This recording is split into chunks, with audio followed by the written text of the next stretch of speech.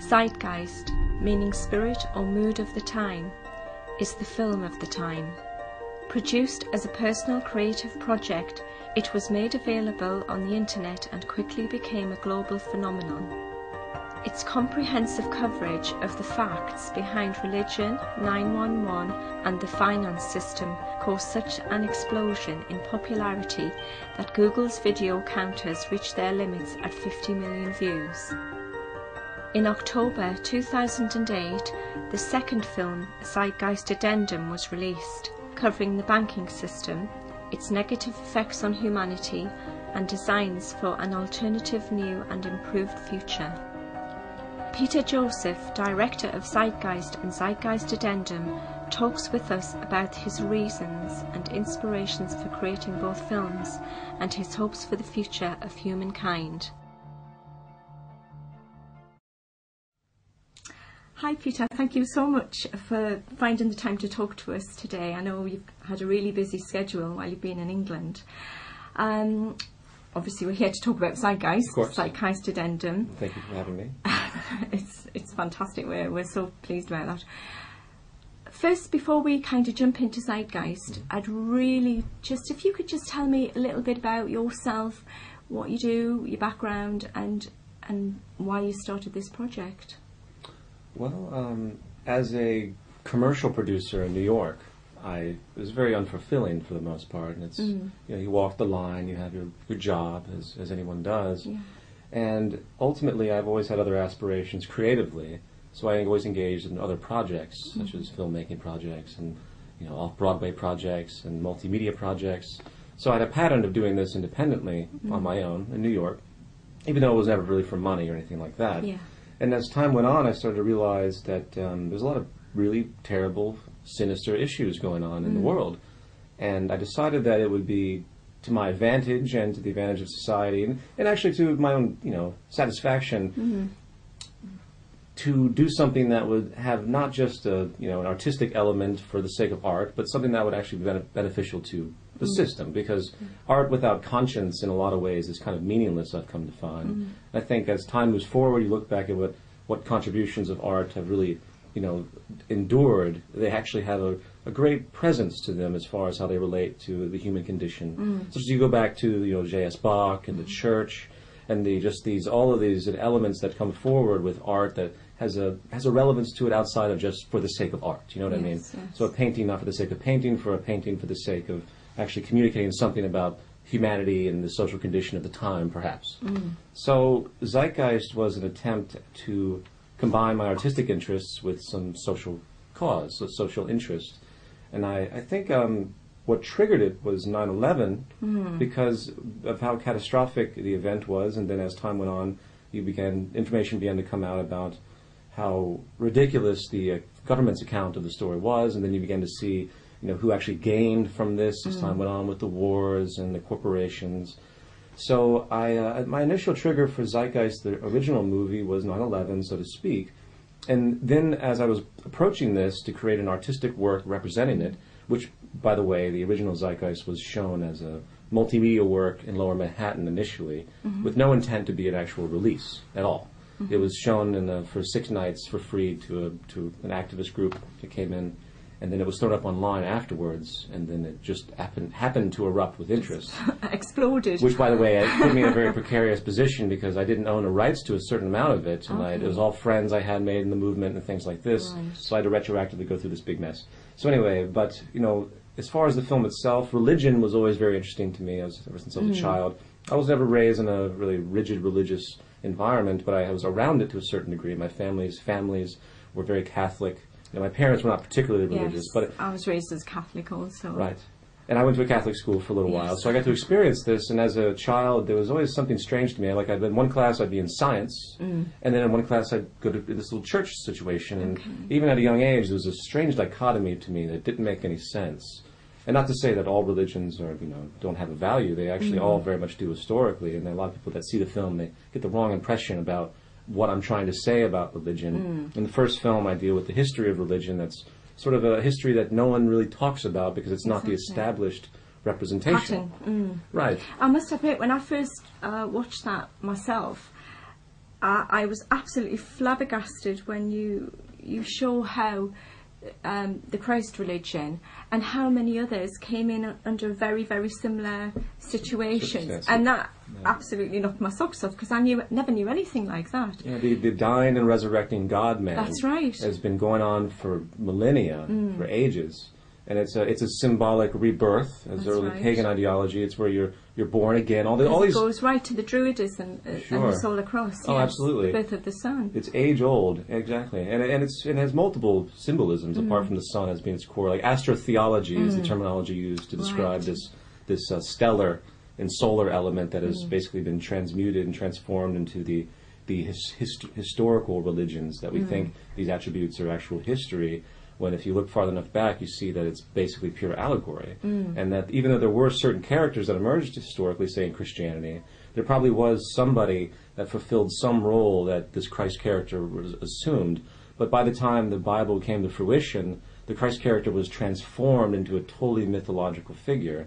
So there really isn't a historical element. There is no there's no documentation of a historical Christ. And that's very challenged, of course. That's of course. So where do we stand with the Bible? Because there's so many books in there, talking about the Christ. So I guess you must have miffed off a lot of Christians when you put this out there. And they misinterpret, I believe, because even if he didn't exist, it doesn't matter. It's the message. It's the message. It is the message, yes. They shouldn't be... I don't believe... Religion has a propensity towards materialism. They don't call it materialism, but they hold on to something and they really can't break away from it. And that's the definition of materialism in my mind. So to think that, just because this character didn't exist, this demeans the whole thing is not necessarily the case. If you want to drive for pure superstition, then yes, it is the case, which of course I don't advocate. I think philosophy is much more important than... obviously philosophy. Superstition is a derogatory sort of term, but when it comes to these notions of the man dying for your sins, I think these are misconstrued. I think there's no real relevance to it, and it's based on this sort of control mechanism that you're guilty the moment you're born, and he died for your sins thousands of years. Yes, it's distorted on one side, and then there's also kernels of truth that speak to the human condition. Love the neighbor. So everything kind of gets mixed up together. It does, and it's to speak a little bit more about that. The Christ character is very much composite because there's a lot of dichotomy in his rhetoric. In one passage he says, "I don't bring peace, I bring the sword." I want to have your neighbor against neighbor, and then another passage is love thy neighbor and love your enemies.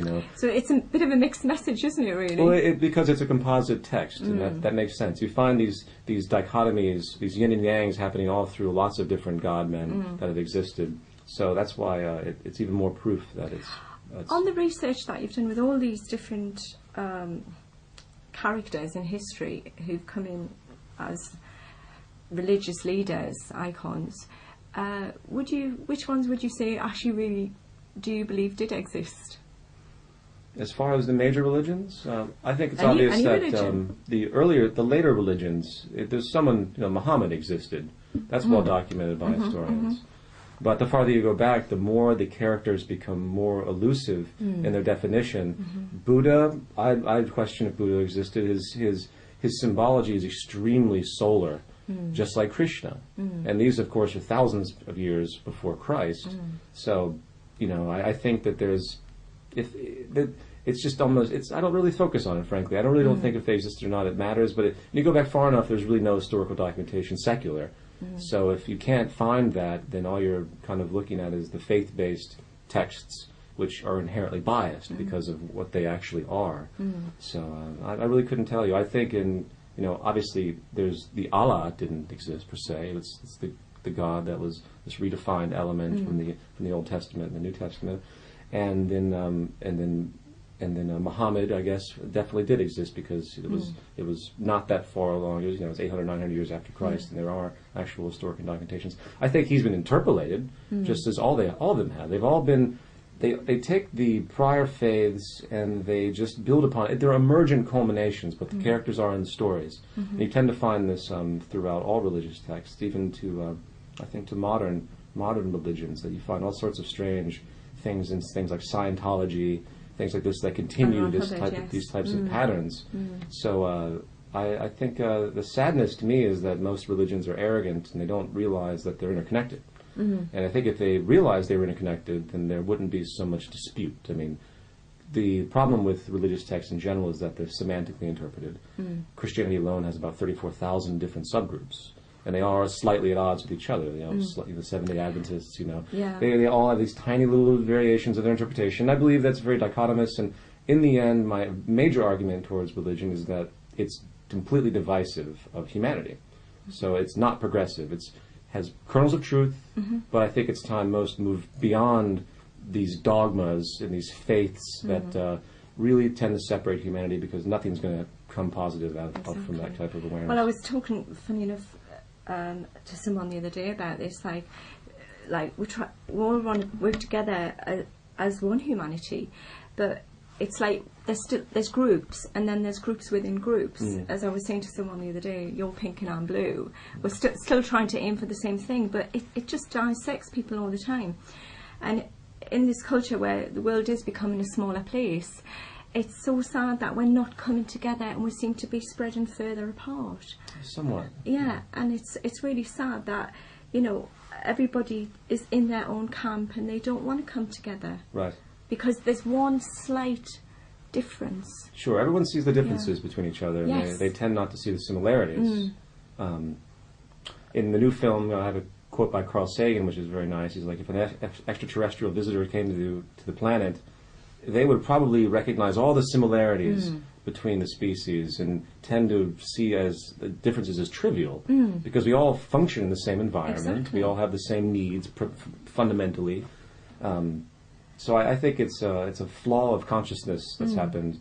And I would say, to give it a rhetorical kind of notion, we're barely out of the jungle on this planet as far as consciousness. Exactly. So, you know, I think through time, and that's why I've made the films that I do, and I talk about the topics that I do, people will realize that this infighting, and I think it slightly comes from the restrictions of our language, because in order for me to describe something to you, I have to separate things into words. You know, this is a table, this is a glass. So division is inherent in our cognitive awareness, but we haven't reached the spiritual awareness enough to know that even though this is a glass, it's still made of the same thing as this table, and the fact that it's separate from this table is actually quite suspect. It just looks that way because of our five-sense reality. Molecularly, when you get into quantum mechanics and high levels of science, it's more of like a sea of molecules that sort of intermerge, and like, you know, there's different things that happen over time spans that are so vast that we can't really recognize, so we don't see them. Like if I have my hand on here long enough, it's going to make an imprint on this table through the chemicals that will emerge and come together. So there's no separation. It's an illusion that there's any type of separation. Just as we're on that subject, I know it's kind of slightly going off the beaten track, but talking about things making an imprint, sound and vision, ghosts. I know I've thrown it into the pot there, but things are being recorded, like we're recording this now. Right. That's something that could come in where things are stuck in time and then something triggers it off. Yeah. What do you think about that? I've never given much thought to that specifically, but I think there's a lot of possibilities out there that we don't have the ability to recognize. The problem with the human mind typically is that we only see what we've been conditioned to see. And I mean that very literally. There's been tests done, psychological tests, where you can have a picture, and one side of it will be, inside the picture will be multiple symbologies, and they'll gauge, you know, someone's mentality, someone's particular state of mind at that point. So say someone's angry, and they show this picture, the person will immediately recognize the negative attribute in the picture. If someone's happy, they find the positive attribute in the picture. So I think we project like crazy. So things that are outside of our general consciousness, I think the reason that they're not recognized by many is because they don't have the vocabulary to recognize it. So phenomenon that would be considered, you know, supernatural, to whatever that might mean. But I would say, generally speaking, that everything is natural.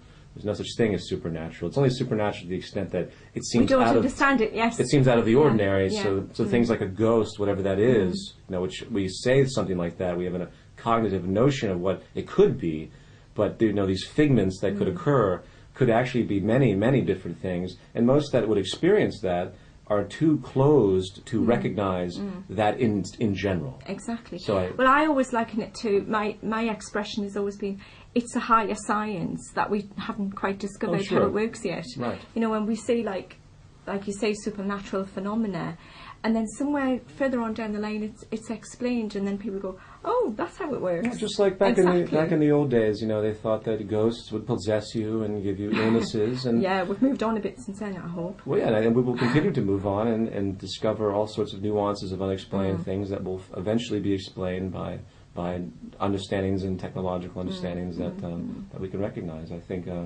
it's an obvious pattern, and that's the unique thing about knowledge. There's no such thing as tangible knowledge, or there's no such thing as a smart person. It's just a matter of time before everything we know is basically transformed or eradicated. And that's right. And well, it's like a child being in nursery school as opposed to a professor being in a university. It's just that professor has had the time to learn everything that he's learned. So it doesn't mean to say that the child, because it's ignorant of knowledge, will not reach that status at one point in its life. Right. And also, like, we were talking about frequencies, and what you just said before was, we see what we want to see. Very often, you know, because a lot of the time we block things out because possibly it's just too much for our brains to want to take in. We just don't want the knowledge. Right. And it just reminds me of a story. I don't know if you've heard this, and I think it might have been Paul McKenna. I'm not sure, a hypnotist over here. I don't know if you've heard of Paul McKenna. No. And he was on stage, and there was a chap where he had this watch on, and there was the child was in front of, like, the hypnotist, and he's saying what's on the watch, but he couldn't see because the child was there, but he could see right through the child to see what the inscription on the watch was. So how could he do that? That's fascinating. So the hypnotist made him block out what was in front of him, the child, which was blocking the view to the watch, and he could see right through it. He could give the inscription and everything, and I was just absolutely amazed by that. So it just goes to show that you can tune and see, going on to the molecular level. Sure. So you can see through the fog, as they might say. Right. And just as we're sort of on that subject of seeing the real picture, because this is what we're talking about today with Zeitgeist, is seeing the real picture.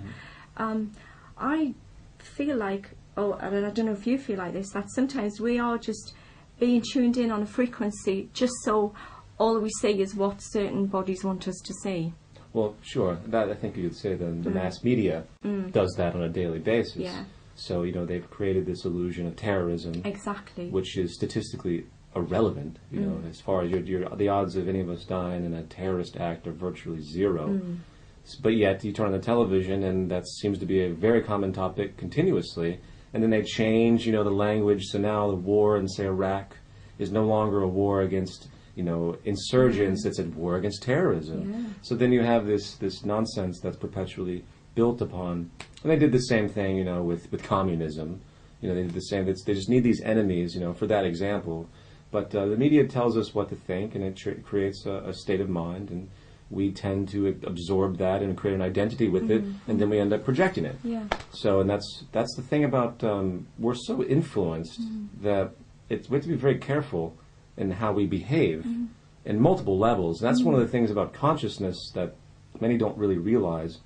Coming to the new film, one of the things that I talk about is the free market system, or what I call more generally the monetaryism as a general distinction, which is more of an invented word, where all societies, doesn't matter what they are, if they're communist or socialist or even fascist or free market, capitalist, they all have the same type of competitive structure inherently, because it's still exists. We all exist within scarcity. So there's a taking mechanism that comes naturally in the environment. I don't say naturally because that's the way we are.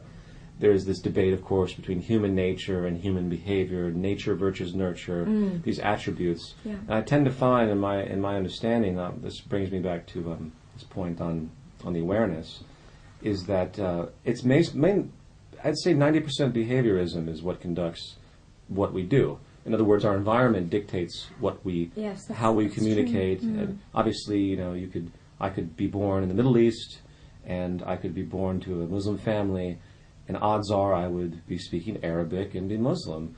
So, like, for example, religion, as in regards to this type of, regards to the same point that we're discussing, as far as this brainwashing, so to speak, is the way I would put it, sort of conditioning, which what we touched upon, it's completely arbitrary to, as far as the established religions.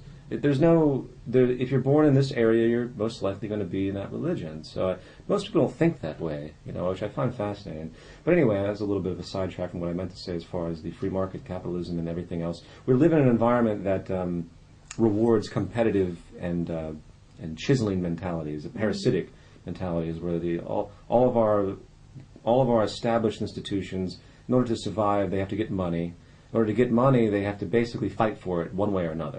They don't call it fighting. They call it negotiation, or they call it this and that. Clever words. Yes, but what it really is, it's the whole species is divided in this us against them type of element on a daily basis, just because in order to survive, you have to do certain things for your own self-interest.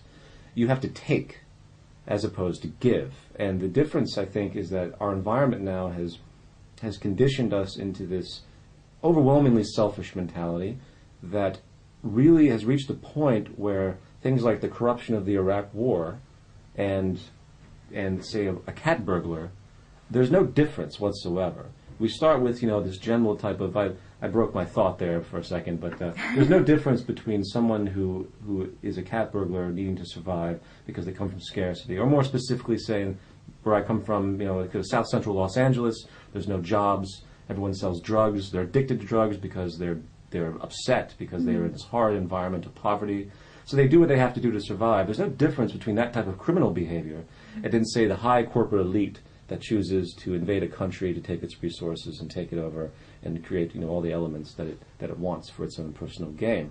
It's the same mechanism. And I think that's something that hasn't been realized, and it's the environment that's to blame for all of this. Granted, survival is inherent. It's a genetic basis that we want to live. But how we conduct our living is based on what we've been taught as far as what the necessity is. So back to my original point is that everything is taken in this system, one way or another, or manipulated. You manipulate your environment to get what you need one way or another. If I want a job, I have to go in and convince the boss that I need that job. If the boss wants to give me a low wage, he has to convince me that for some reason that they have to give me this wage. I have to convince, if I go and I have to compete with someone else that needs the job. You could twist this around into all sorts of, seemingly endless spirals of that's just the way it is and it's okay. It's not really corrupt. Because I get these arguments all the time. But it changes a person, doesn't it? Because, like you say, you have to become vicious to get that degree. Job. Yes, you do. And people say, well, you don't have to get that job there, but actually everyone has to work one way or another. This is one of those things in the system that no one talks about. And the mechanism is this manipulative, chiseling, parasitic, taking type of mentality. And my original point, which I've jumped around a lot, is that I think the conscious awakening has to occur when people realize that it's giving and not taking that is the key. So in a new society, which is what I advocate in the new film, the shift would have to be that people realize that their integrity is only as good as the integrity of everything else around them. For example, if I'm walking down the street and I see a homeless person, I know that through time that there might be a propensity for that homeless person to commit crime because they have to survive. They might have to rob people, they might have to do what they have to do. And when pushed in a corner, like an animal, in fear, they're going to do what they have to do to survive. Exactly.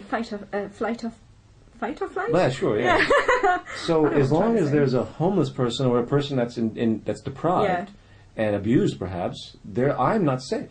And this is something no one really thinks about. And no one's safe in this system in general because it divides everything up. Because there's always the haves and have-nots due to the system. Because there's always edges in the system. There's manipulative edges that certain groups can gain. It's inherent. It's inherently corrupt, basically, is the way I would describe it. So in order to combat that, say, someone that's going to rob you and hurt you, which is simultaneous to combat the corruption of a ruling elite, it's in my opinion, you have to start altering the environment and altering the consciousness of the people. And to do that, people have to realize that they have to start contributing to the world at large in more of a communal sense. It can't be a selfish mechanism. It can't be survival of the fittest. It can't be, like the old Adam Smith free market ideology of, you preserve yourself, and everyone does things for themselves, and therefore society will work out as a whole by some invisible hand, which is what he used to claim. And I'm not putting down Adam Smith. There's a lot of things good things that he did say. I'm just using that as an example because he's one of these fathers of this free market system. Mm-hmm. And it's also related to all other forms. Yeah. It's not just the free market. People think I'm just attacking capitalism and things like that. I've been working on this concept called the Zeitgeist movement, which is an attempt at a grassroots, conscious awakening, environmental shift for literally the species, as ambitious as that might sound. You tend to find most movements are politically oriented, they're regional, they're specific to certain things. I've yet to see something that really would attempt to unite humanity, and especially with an actual tangible train of thought, not just, hyperbole of idealism. So after the first film came out, everyone asked me, well, what do we do about these issues? What do we do about these problems? And I thought about it, of course, myself. The first film doesn't give much of an answer to anything like that, except at the very end, when I talk about consciousness in general, the need for people to realize how they're interconnected. Very quickly, I denote that through a few different personalities at the very end, which I actually pick up with in the new film. Things like that. What I found through my research as I was approaching the new film, I discovered was a man named Jacques Fresco and a project called the Venus Project. Jacques Fresco is about 92 years old now. He's been working his entire life thinking about social design, thinking about something that you typically never hear about, where you actually design society to benefit society, as opposed to this kind of environment we're in now, where everything is just kind of a free-for-all with different levels of differential advantage. Everyone wants to sell something. Nothing really gets done in our current society unless money can be made from it. There are all sorts of problems, such as the fact that we think we live in a free society. Well, you might be free enough to step out your door and walk down the street and go buy things, but you're only as free as your purchasing power will allow you to be. Exactly. So, it's really, there's no such thing in a monetary system as a free country. It doesn't exist. So you're a slave to a corporate structure, basically, very simply put. And essentially, so Jacques Fresco, he presented new ideas to me that I had never thought about, and it took a long time for me to absorb, like I think a lot of people, when they first hear about these ideas, it takes a very long time for them to realize, because they've been so indoctrinated into this sort of freedom-oriented capitalist connotation or free market connotation, where they think that they associate freedom with the fact that they go and they can buy whatever they want. They can buy from, they can choose from 75 types of cereal in a grocery store, but yet there's only 2 political parties in their country. Exactly. So there's a massive disconnect. That's crazy, isn't and they have it? no idea that democracy is a complete illusion, because in a true democracy, well, first of all, whatever a true democracy may be is actually to leave to question. But in our system, money rules everything. And all you have to do is look at any campaign across the world, especially in the Western world, to see that money and the financial support coming from financial backers, the financial industry itself, such as in America, we have Barack Obama now, who is heavily backed by Wall Street. He completely destroyed McCain and his financial backing. His funding is heavily financial and corporate. They put people in power that support the industry at large. The United States, for example, is just a large corporation. Of course it is. And just like the UK or anything And if else. people can't say that, then they really need to open their eyes. Absolutely. And that's one of the things that people don't really think about much, is the real problem of money itself. And this is what Jacques Fresco thought about. And in his final conclusions that I've found, it made perfect sense to me. It's that you can't have balance or equality or a world without poverty or a world without war or any of these sort of utopian Christian ideals that people think about in a very traditional sense. Like, why can't we have people living, this and that in a balanced, classless, non-hierarchical, non-elitist type of environment? Why is it the elite always come to fruition? And to really figure it out, you didn't recognize that the biggest tool, the biggest catalyst of this is the monetary system, because it perpetuates stratification. It perpetuates greed. It perpetuates poverty. It perpetuates scarcity. Very quickly, one of the many things I learned about the Venus Project, very quickly, is that the monetary system creates scarcity because scarcity is rewarded. So you can never have a world of abundance. You can never have a world where everyone's fed, because in such an environment, no one can make money off of it inherently. So scarcity and deprivation is built into the system. Corruption is built into the system. So what he began to think about, and what I'm advocating in the new film, which I'm very much in support of, and I have my own trains of thought too. It's not just the Venus Project, and in fact, it isn't just Jacques Fresco. It's this underlying ideology that you have to start designing society to benefit humanity as a whole. And scarily enough, to many people in this fearful New World Order kind of environment of people that think this way, you need a certain degree of technological world unification in order to do so. And when I say this, a lot of people say, whoa, that's like one world government. And if people think about that... that's been on a lot of people's lips, yes, actually. It has. They're very scared about how we could go down that path. Sure, but there's an inherent fallacy to these notions. You need world unification basically because the highest optimization of utilizing the planet would be an organization worldwide. That's why I say technological and intellectual unification. It's not that you break down all the borders and you have, no countries or anything like that. That's not at all. These, first of all, countries are inherently primitive. These are the monetary system and the need for survival is what creates countries, essentially. Countries would exist in the future, hopefully, as a form of organization. It wouldn't be nationalism. I was going to say that. Who's going to run the show? Who's going to be in charge?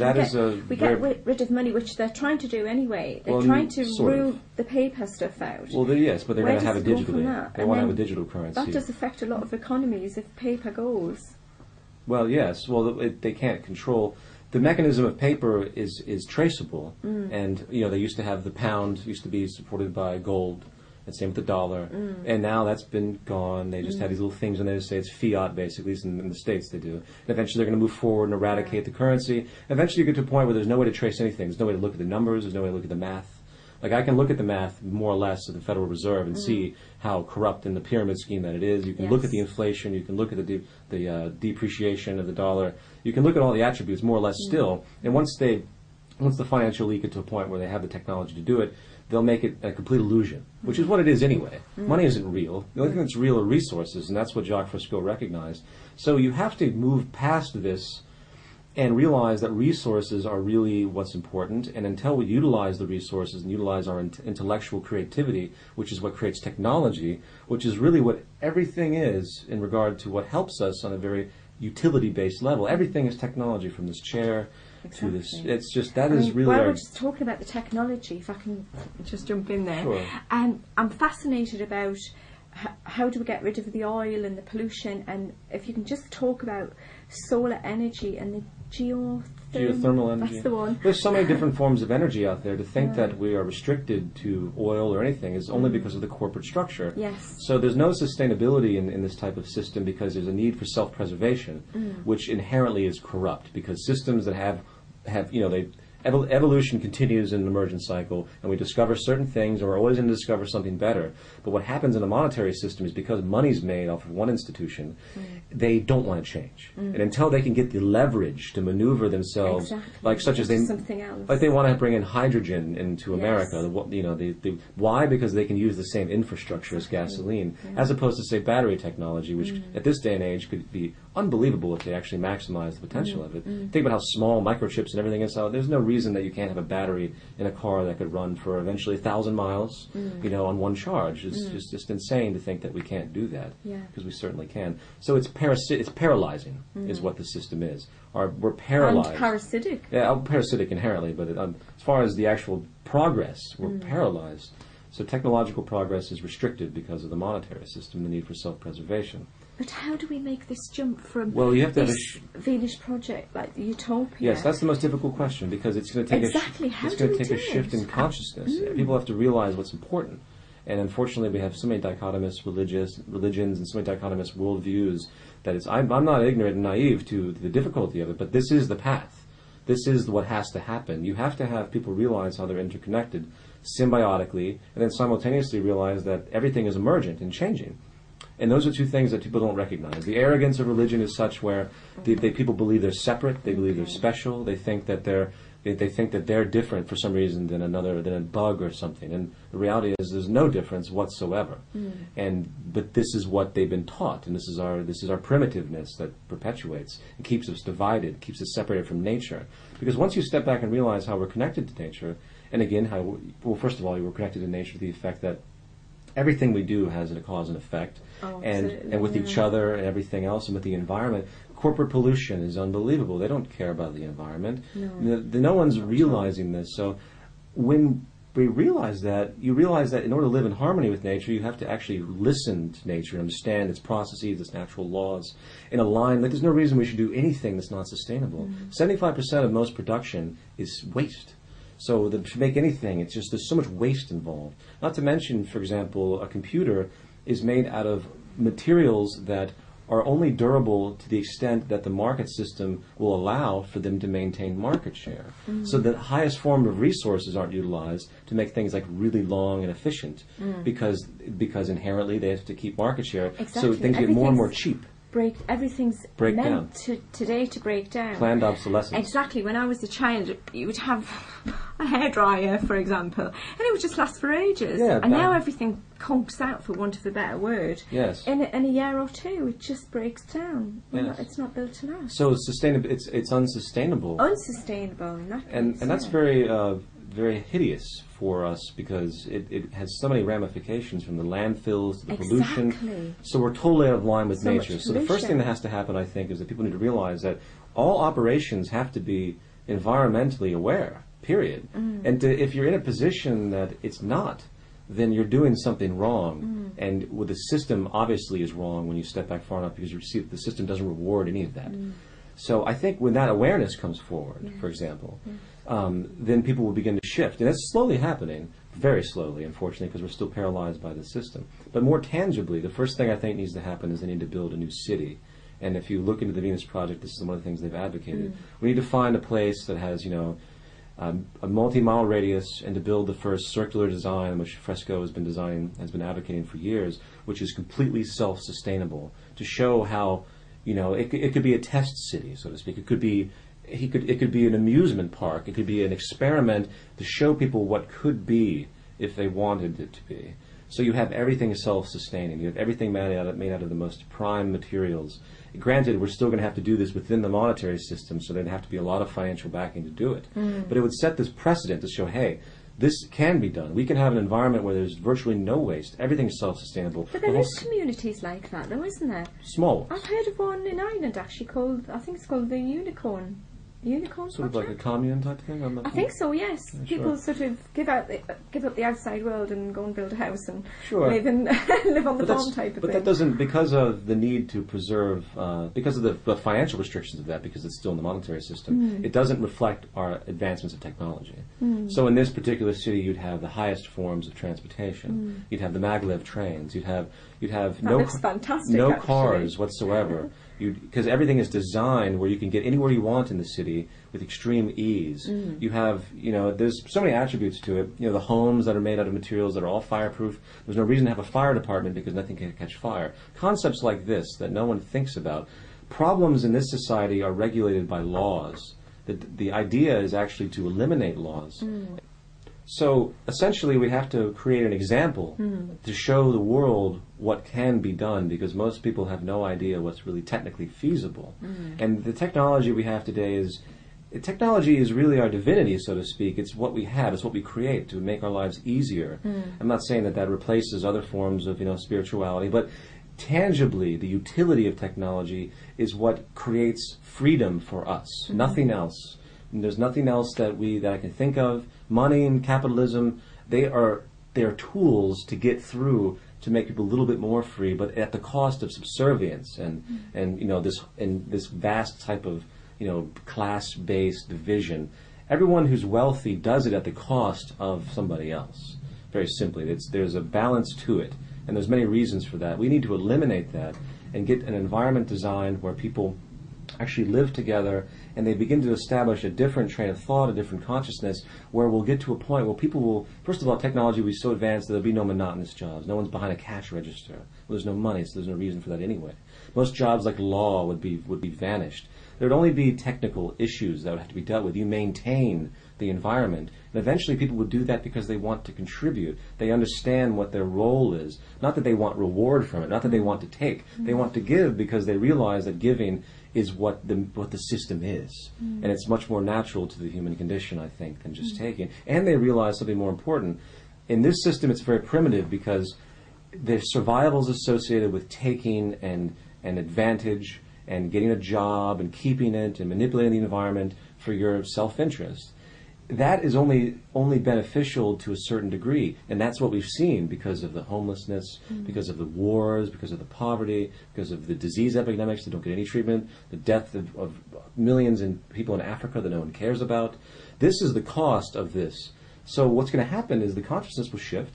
People will give because they'll recognize that if they don't, this is what's going to happen all over again. So it's in their own self-interest in a different way to actually contribute to society, and that's really the awakening that needs to happen. That's what the entire element is completely about with the Venus Project and the Zeitgeist movement, which is a grassroots means to try and get this information out there, get this understanding out there, and get people motivated on a global level to move forward in this direction. I'm not naive enough to think this would happen overnight. I think it would take a few generations. Well, that's what I'm worried about is it all sounds absolutely fantastic. You know, if this could happen and we could all work together for a project such as like the Venus Project. But I think unfortunately the people who are in control at the top have got such like ingrained in, you know, they have such power. Sure. And every day you're seeing them take more power. I mean, only this morning I saw something on the TV about taser guns coming in, and that really scares me. Like these people can, police can just shoot people down with these taser guns. Right. So I feel like we're going backwards as people pushing to try and go forwards. Sure. But then you're battling against this all the time. So how do we make that switch? Because eventually, in a short time, I suppose, is what I'm saying. Well, in the short time, we still have to do the general activism. Yeah. We still have to combat these things on a fundamental level, on a traditional level, traditional protest level, traditional activism level. But I think over time, the power elite is only as powerful as the people that support their system, which is why I advocate at the end of the new film to start boycotting different attributes of the system. For instance, if no one ever joined the military ever again, universally, there'd be no war. There'd be no reason for it, because the military establishment is essentially the more power one country has, it just means that another country has to get that much power. So you just stop it. Period. And for one, war is irrelevant anyway for multiple reasons. But in the end, you know, if they didn't have the military, there would be no grounds for so many different things. They would have no means of control. Absolutely. And then the police would eventually go too. Awareness would shift in the human mind, where people that are police officers or military men would say, "Well, wait a minute. Why am I supporting the system when I realize in the long run I'm actually hurting myself?" And others, your family and people are close to you, yeah. Of course. Because who are you fighting against? We're all walking around on the same planet. Right. And even more profoundly, there really is no they. I really believe. I mean, there are obviously they in a temporal sense. There's an arrogant group of people that have maintained power for long periods of time. They continue to do so. But we still support that. There's really only us. And as long as we focus on the they, on a cognitive level, on a psychic level, so to speak, they will always exist. So until that consciousness awakens as well, until we realize that there really is no they. Because we, well, not me personally, but people give them the power. Yes, they give it up and they support the systems that have been created by them. But it's actually us. So that's one of the more cataclysmic things that people don't really realize on a fundamental level, that there really is no they. So I don't advocate activists that can perpetuate this, you know, we have to battle the New World Order or battle this and that. They don't really get it, as far as I'm concerned. You know, I don't like that. I think they have to realize there's a reason why peace protesters are met with guys with automatic weapons, because they're waiting for the peace protesters to do something to bring them to the level of the men with the automatic weapons so they can use it. They want the conflict. So conflict isn't going to resolve anything. Yeah. So the more we battle something, the more the battle's going to go on. So that's something that people need to think about. But we have to do peaceful battles. Yes, it's more of an awareness. And spread shift. knowledge. Yes, it is. Yes. It is about the awareness and making people wake up. Right. Wow. Well, I would just love to spend more time with you. And I know we're absolutely on the clock here. I hope I can come back. But it's been fantastic. So please come and talk to us again. Absolutely. When you come back to England, I hope that's going to be soon. And hopefully. Thank you so much for your time. Thank you. I really appreciate it.